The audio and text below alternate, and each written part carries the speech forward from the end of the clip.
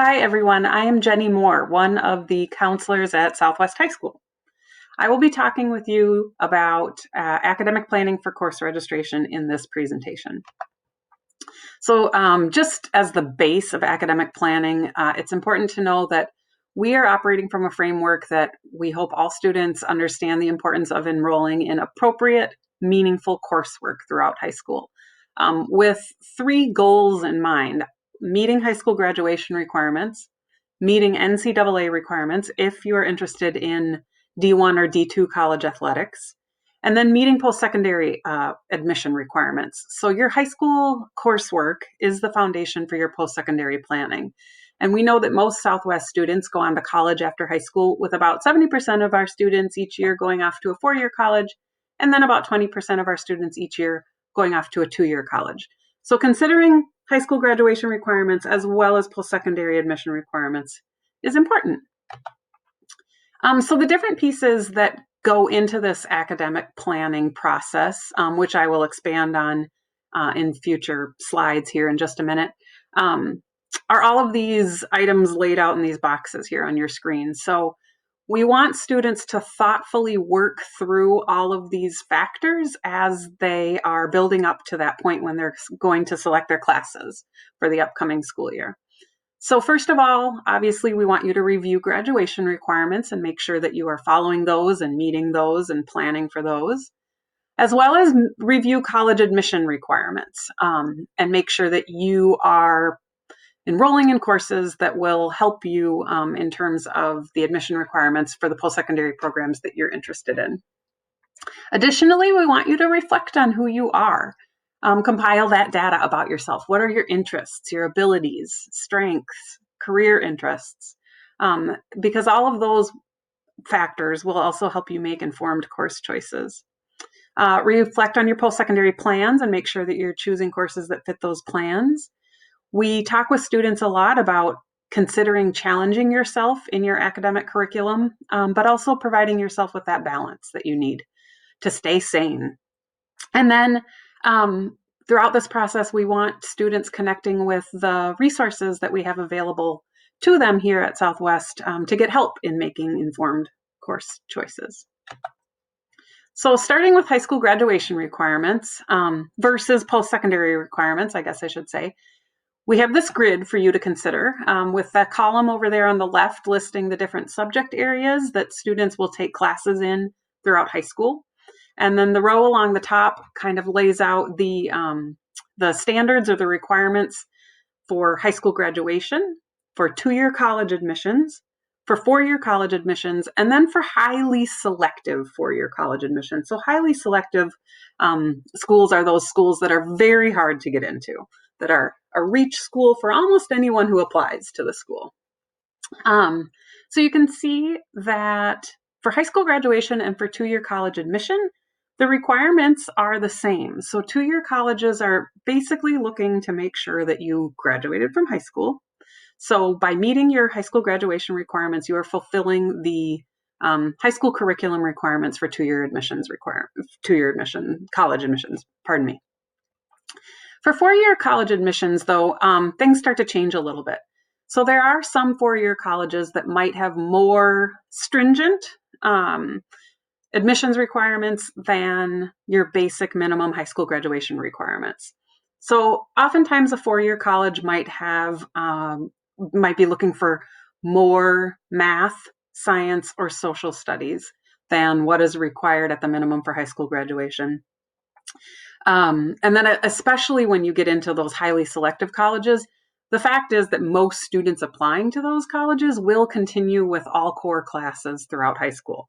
So whereas math and science, for example, are only three-year graduation requirements for high school, if you're aiming for one of those very highly selective colleges in your future, it's in your best interest to continue taking math and science in your senior year.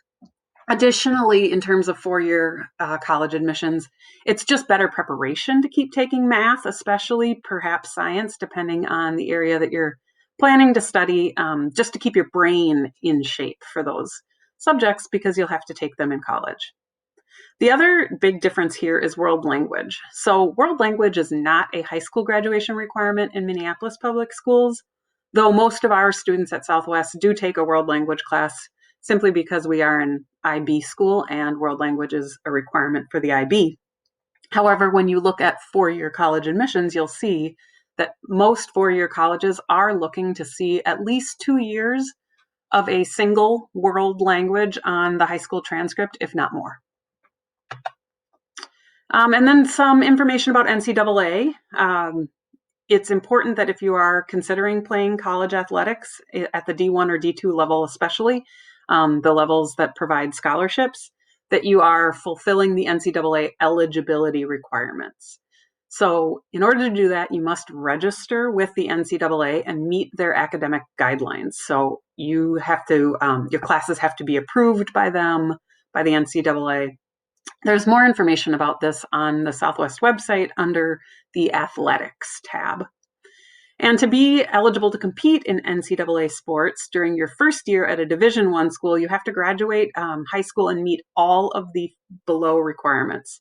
So they require 4 years of English, 3 years of math, 2 years of a natural science, 1 additional year of either English, math, or a natural physical science, and then 2 years of social science, which is different than Minneapolis's graduation requirements. And then they have what they call additional course requirements. So that could be any area listed to the left where you're going above and beyond in those areas, or taking a foreign language, or maybe religion classes or other types of electives. So elective courses that fall in a core subject area, such as psychology, which is housed within our social studies department in Minneapolis, would count as additional courses. They would not meet that social science requirement. And then the differences between Southwest and Minneapolis graduation requirements versus the NCAA requirements are that in Minneapolis, math you must complete that through Algebra 2 or Advanced Algebra, whereas NCAA's requirement is Algebra 1 or higher. And for natural or physical science, you need to complete 3 years to graduate in Minneapolis versus the 2 required by NCAA.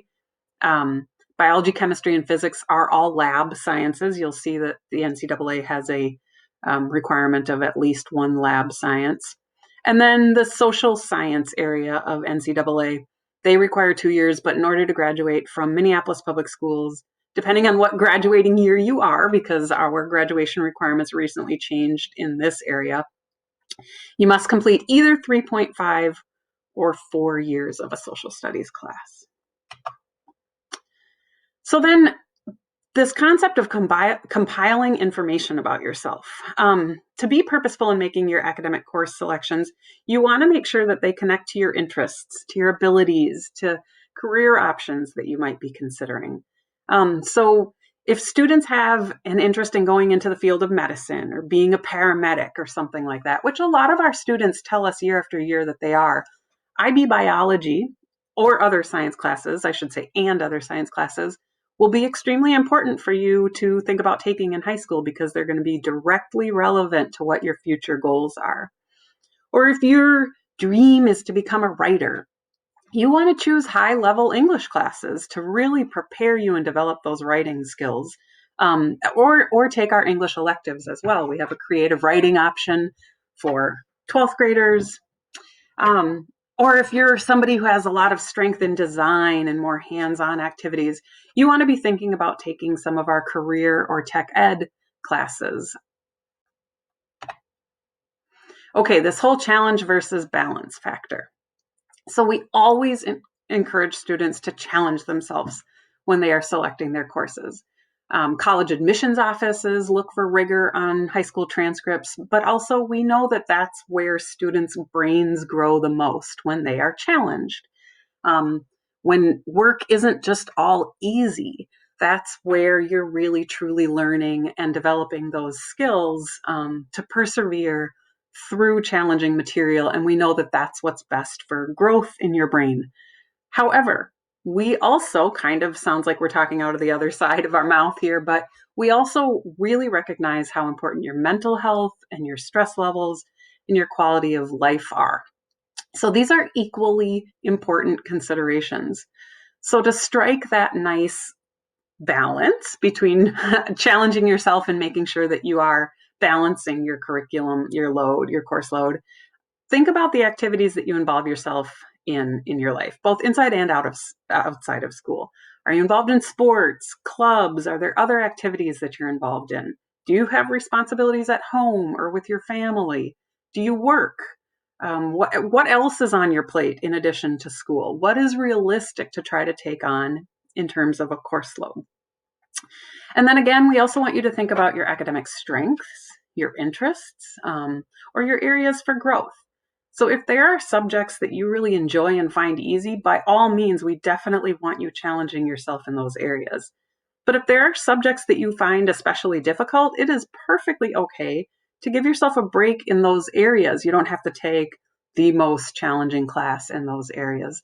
So what that challenge versus balance looks like for each student will be different based on who that student is. And then using your resources, getting help. So teachers are your number one resource in this process. Your current teachers are experts and they are knowledgeable about helping with course selections, especially in their subject area.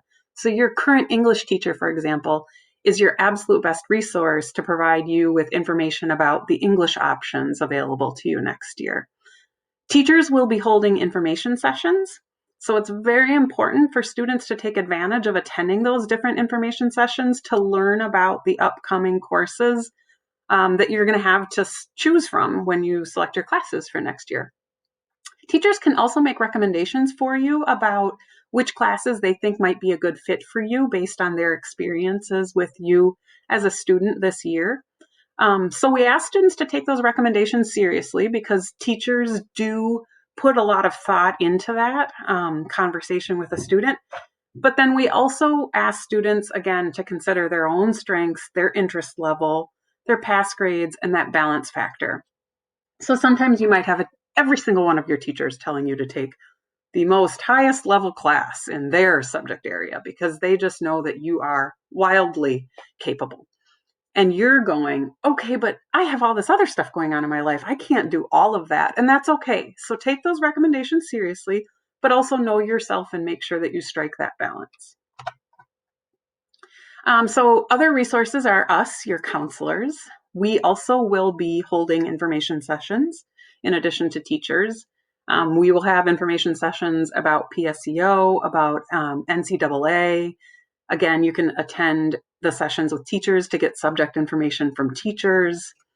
And then you can make an appointment with your counselor to talk about course registration questions that you might have. Students will have the opportunity to sign up for a 10-minute appointment slot, and those dates that will be allocated for student appointments are on February 4, 5, 8, 9, and 10. And those are just individual 10-minute appointments with your counselor to talk about course registration. Parents have the same opportunity on February 16th, the day of parent-teacher conferences, to talk with counselors about any questions that you might have. You can also make an appointment with the IB Diploma or the IB Career Program Coordinator if you have questions about potentially pursuing the IB Diploma program or the IB Career Program.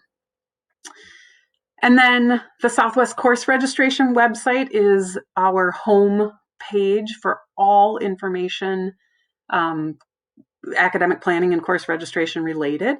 So there will be a link to that on our Southwest homepage. So check out all of the information posted there. Okay, so before submitting those final course requests, the things to keep in mind, again, just as a recap, are your high school graduation requirements. So that's the core classes, your fine arts, your health, and your gym requirements. Keeping in mind your post-secondary plans, keeping in mind any possible career interests or your strengths and connecting your coursework to that in high school. Teacher recommendations, challenge versus balance, and then if you're interested in pursuing the IB Diploma or the IB Career Program. So the important thing is to make sure that you are in class on the date that it is time for you to submit your course requests. This will all be happening through classes this year. So the timeline that is emailed out to all students and families has those dates listed. So make sure that you put those on your calendar and that you are in class on those days. Just the final message that we have for you is that we look forward to working with you to ensure a thoughtful and intentional course planning process, and reach out to us with any questions.